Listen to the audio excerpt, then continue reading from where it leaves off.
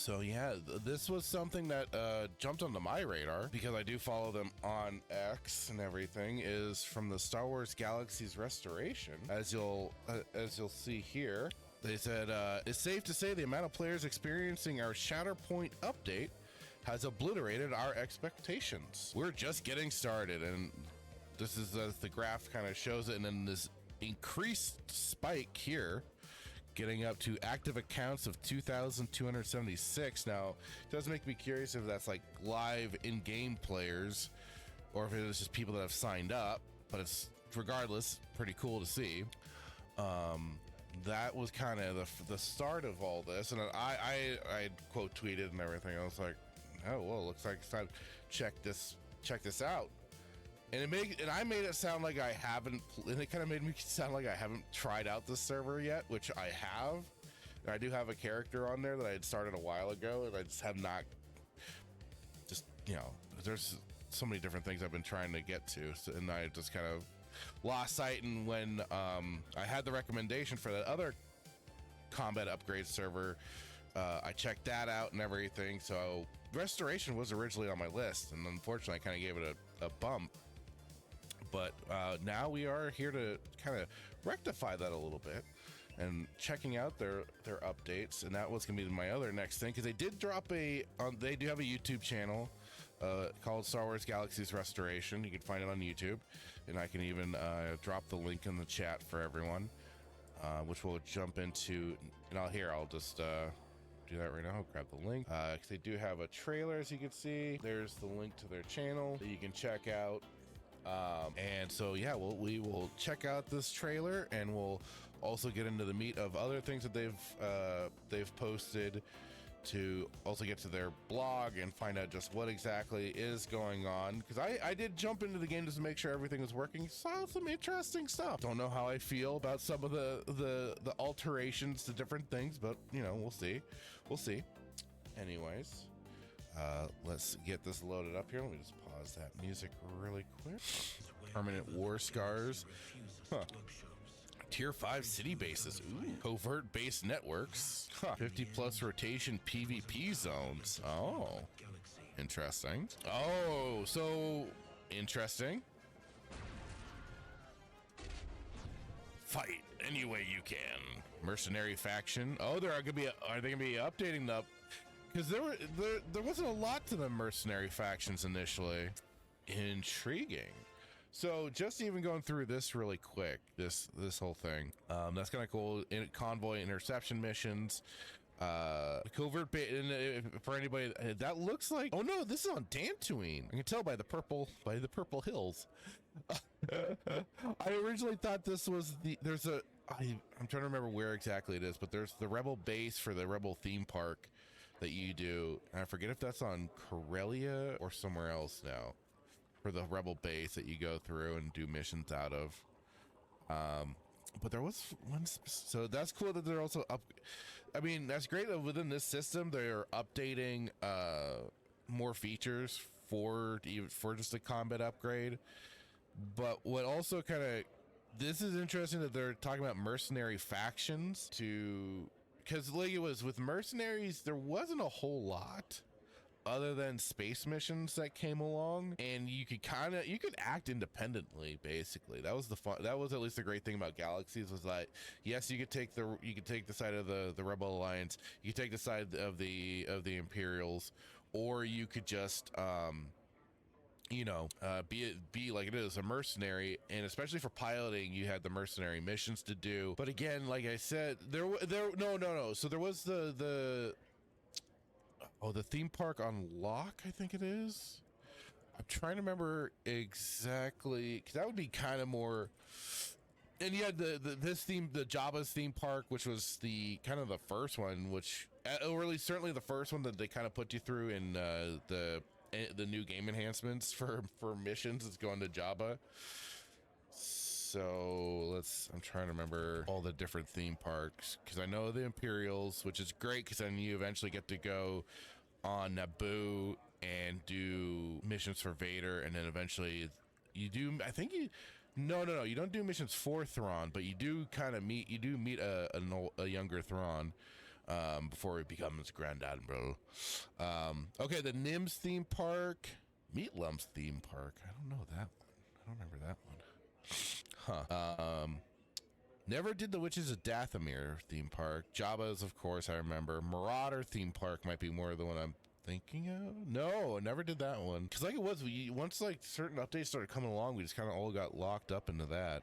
But I think it was Nim's theme park, which is on. Yeah. Pretty sure I remember this one. So that was like another kind of, I think, mercenary-esque. You didn't have to be a faction or another, because if you wanted to do the Imperial or Rebel factions theme parks, you had to be at least, a certain reputation with them.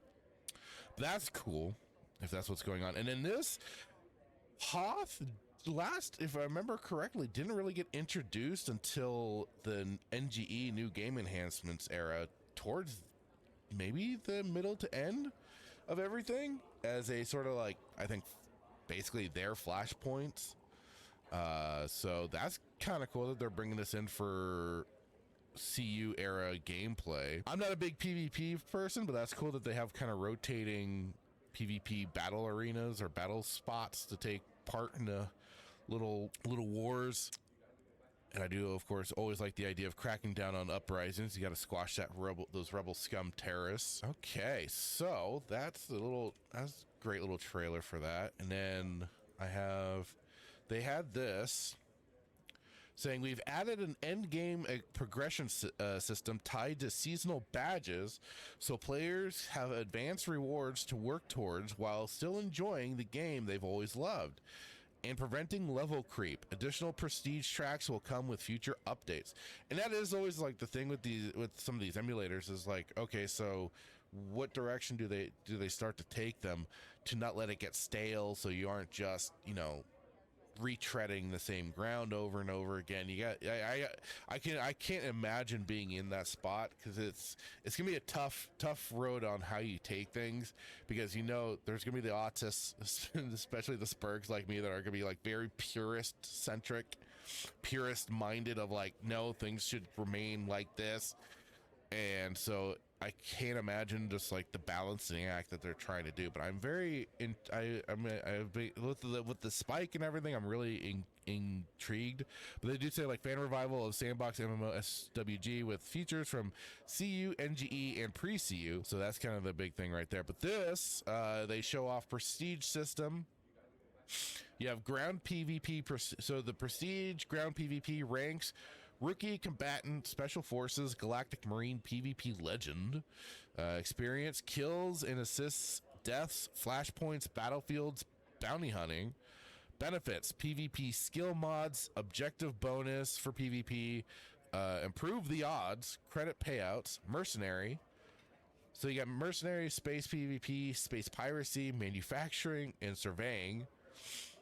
For mercenary: contract runner, hired gun, war broker, balance enforcer, mercenary legend, base busting, invasion, supply line, space battles, and liberated goods, special abilities, and credit payouts. For the space PvP, you got wingman, starfighter, squadron leader, wing commander, one hell of a pilot, overt duty missions, space battles, PvP kills for the experience. And then for the benefits: for station tokens bonus, astro navigation, droid command speed, and the Galactic Civil War bonus. Nice. Space piracy: for your ranks, you got scavenger, buccaneer, marauder, dread pirate, master of the void. Experience in duty missions, convoys, destroying ships, corvettes.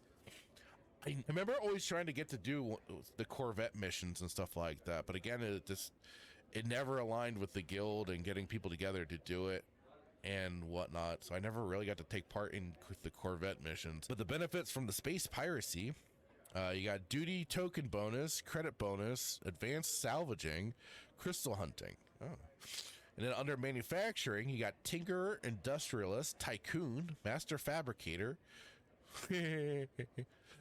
titan of industry. I should probably crafting. For experience, crafting items, factory runes. I don't. The experience I can only guess is like how you get this stuff, and then the benefits from that is lucky experimentation, factory speed, Complexity reduction assembly bonus. Well, that's good that they're giving also more to do for the crafters and stuff too, and because you got surveying as well, field scout rank, extractor, wildcatter, prospector, and galactic prospector. Experience through ISD reports, resource reporting, hand sampling, mini games, and then the benefits are surveying range, ISD speed, and I'm not sure what the ISD is. Advanced sampling and extraction rates. Ooh, that's good. That's always nice. And then so they have the read more here, which we'll go to in just a moment. This is the PvP prestige. So here you see you started out as a recruit, then you got rookie first rank, second rank, third and fourth rank, and then fifth you become a rat. So after rookie you're a rat, and then a degenerate, and then the degenerate, and then the chosen rat. Oh god, that's great. But yeah, let's take a look at the yes. Oh my god, I didn't expect this. I guess it has been a while since I've logged in and everything on the main site. So yeah, prestige progression system. Prestige progression comes to SWG Restoration. One of the long-standing goals of Restoration has been to let players play the way they want to play, and to reward dedication without forcing anyone into content they don't enjoy. With the introduction of prestige progression, we're taking a major step forward that goal by adding a new form of long-term playstyle focused advancement designed to recognize commitment, specialization, and active engagement across the galaxy. Prestige is launching with several distinct progression tracks, with more planned for the future. What is Prestige is a new progression system that exists alongside professions, not on top of them. Rather than spending skill points or unlocking new abilities, Prestige represents dedicated mastery within a specific domain of gameplay, such as surveying, crafting, or space combat. That's interesting, because I did take a look at some of the systems. Like I said, I looked at the skill trees and stuff like that, and they changed some things up, which will be later when I get to the playing the game portion. But they changed up, I don't know if they'll get into this here, but I saw how they changed up the titles of the certain classes, and then how under certain trees you can go up particular trees, but then they give you the automatic option of optionally switching off to the other classes within the block, basically. So you could go up, like, say, the swordsman tree in the just the basic melee, and then maybe pick, instead of going into the advanced swordsman, you'd go to, which, although the advanced swordsman, as I saw, was called berserker now, you could go into Terras Kasi or polearm or whatever. So each prestige track uses its own unique experience type and advances through a pyramid-style skill tree where players progress linearly upward, unlocking focused bonuses at each tier. Prestige rewards are intentionally limited in scope. Each track only enhances the activities it represents, ensuring that players aren't incentivized to grind content they don't enjoy, just for universal power gains. That was, always the thing. There was kind of the base. I think I talked about it when I was first doing some of these, and I was playing on the Awakening server and talking about pre-CU era, and how you basically had very set builds that people would take, and that would be kind of the de facto, route to go. Oh, hello and good morning, JM Prof. How are you doing? Hope you're doing well this morning. So let's see how Prestige works. Prestige skills can be found directly in the existing skills interface, organized under a new ranked category. This new folder structure organizes skills into familiar groupings: basic professions, advanced professions, secondary professions, ranked prestige progression. Each prestige track appears as its own ranked skill tree, making prestige a natural extension of the existing character's progression rather than a separate or disconnected feature. Interesting. And here we already saw this just a moment ago. Each prestige track follows a 5-tier pyramid structure. Progression is linear, moving upward 1 tier at a time. Only one player can occupy the top tier of a given prestige track at any moment. Roughly 1 million prestige XP is required to fully progress a track, with increasing requirements at higher tiers. This is gonna be more, I think, to kind of understand some of this stuff is gonna be more when we get into the game, when we do get into the gameplay later. Prestige favors active dedication about certain thresholds. Prestige XP will slowly decay over time, encouraging ongoing participation while preventing permanent lock-in. This decay is designed to be gradual and will not cause players to drop entire rank tiers. Seasonality, parsecs, and leaderboards. Okay, so they really are just like doing more, I guess, kind of a more community thing. Prestige progression is seasonal at the start of each new parsec. All prestige progression and rankings reset to 0. Each parsec introduces new titles and badges tied to prestige rank tracks, creating fresh opportunities for competition and recognition. Parsecs also serve as narrative and systemic breakpoints for the galaxy, allowing future seasons to be influenced by events that occurred in prior ones. Prestige progression and leaderboards are related but separate. Leaderboard tracks player performance over the course of parsec, provided no gameplay advantages. Instead, players who reach specific leaderboard thresholds earn exclusive recognition in the form of Discord roles and badges.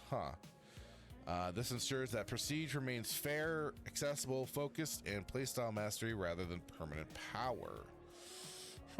So we already took a look at the prestige system there. Surveying prestige rewards players who actively explore planets and uncover new resources. Oh, that's good. So then the prestige XP is earned by reporting newly discovered resources. Okay, completing hand sampling mini games, discovering resources via survey droids. Prestige benefits include, so we've gone over that a little bit with this above. Do they have the ISD? Is that no? Increased harvesting extraction, significant hand sampling bonus from minigame, faster survey droid return times, and increased survey range.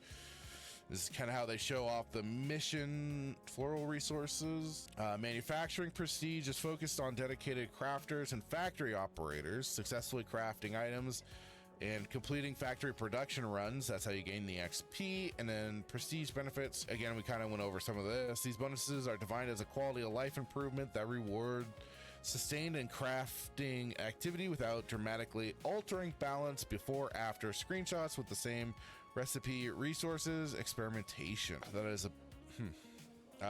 so we kind of again went over the prestige for some of these, but let's see. Space prestige rewards players who engage in PvE. Okay, so the space piracy is for PvE space combat and mission content. That's good to know.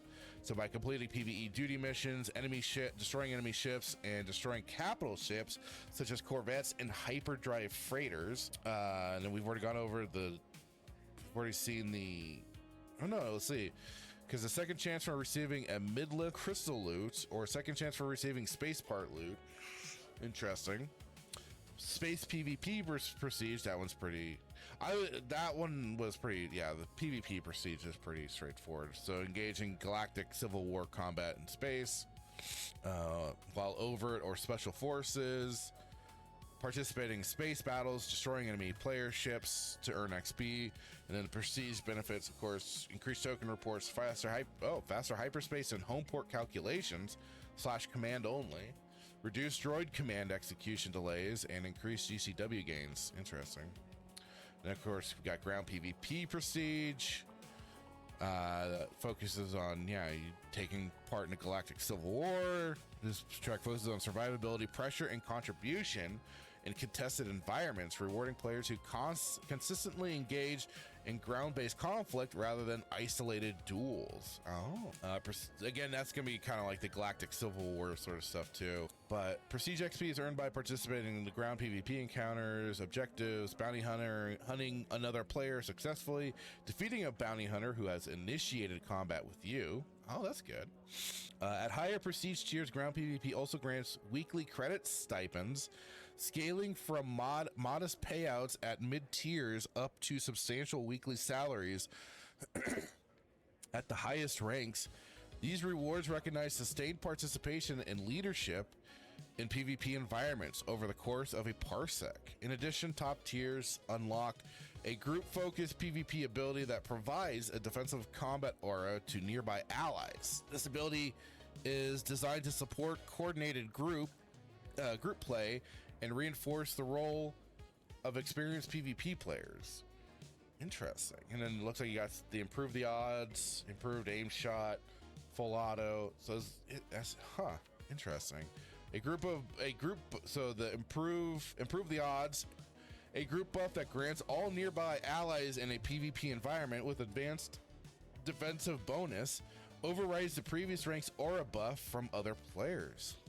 Mercenary Prestige, here we go, are critical in GCW and can change the tides of war. These players will be rewarded for signing up to create balance in the war.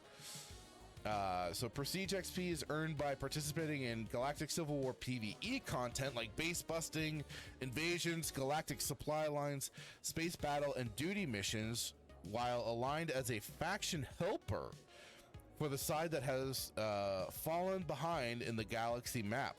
Participating in GCW PvP content like flashpoints, Galactic Civil War battles, Restus, and PvP space battles, while aligned as a faction helper for that has fewer members online or in the immediate area. So they are only meant to be a balancing act. That's interesting. Mercenary Prestige benefits include access to liberated goods from Shady Pirate, like legendary general weapons, special abilities mirroring those available at higher officer ranks, bonuses to credit payout from flashpoints, and base bus. Mercenary Prestige system provides an alternative progression track that doesn't involve signing up for a single faction. Your alliance depends on how their pocketbook is. Choose your path. Prestige is designed to expand over time. Throughout 2026, SWGR plans to expanding the Prestige system into other areas. Prestige provides the foundation for rewarding specialization across many more aspects of the game. Overall, Prestige progression is about identity, dedication, and choice. Whether you're creating new resource fields, running factories, flying dangerous space routes, or battling for galactic dominance, Prestige rewards you for doing what you already love and doing it well. Choose your path to commit to it and let your prestige speak for itself. May the force be with you. Well, that's curious. There's the Phoenix rank badge. Again, interesting. That's pretty cool for quite the update and quite the change too. I don't know if they have anything specifically talking about. Oh, okay, so here's Shatterpoint. These are some patch notes. Game now launched a 64-bit client. Speed of player attack has reduced for a large number of so I'm kind of. So that's probably what a lot of this was too, was all the prestige and stuff like that. The Battle of Echo Base added. Battle for Echo Base on Hoth is now live. Battle of Restus. Northern part of Rory. Okay. Flashpoints. Open world PvP battles ignite without warning in more than 50 locations. Each flashpoint brings one of our objectives to a battlefield with a different reason to fight, offering credit and GCW rewards. So flashpoints is sounding a lot different here in Galaxies than they are in like Star Wars: The Old Republic. Galactic supply lines, logistics, manufacturing, delivering, and disrupting supply chains plays a new critical role by forging galactic supply lines. Non-combatant objectives for providing goods to fuel the war or stopping the supply. Oh, cray. Holy moly. Cost heroics and instances. Cost of using heroic fast travel is now 10,000 credits. Interesting. Some bosses in the... So like it is, this is a lot of just the changes going on. I think the prestige is kind of the big change up to the game, and like I said, we'll see more when I get into the game later. So that'll be the curiosity there when I get into the game later. I'm looking forward to it now. There's a lot of interesting stuff going on here, so I'm looking forward to it. Thank you for watching this clip from Respawn Roast Cantina. Please like and subscribe if you like what you see, and check out the full episode.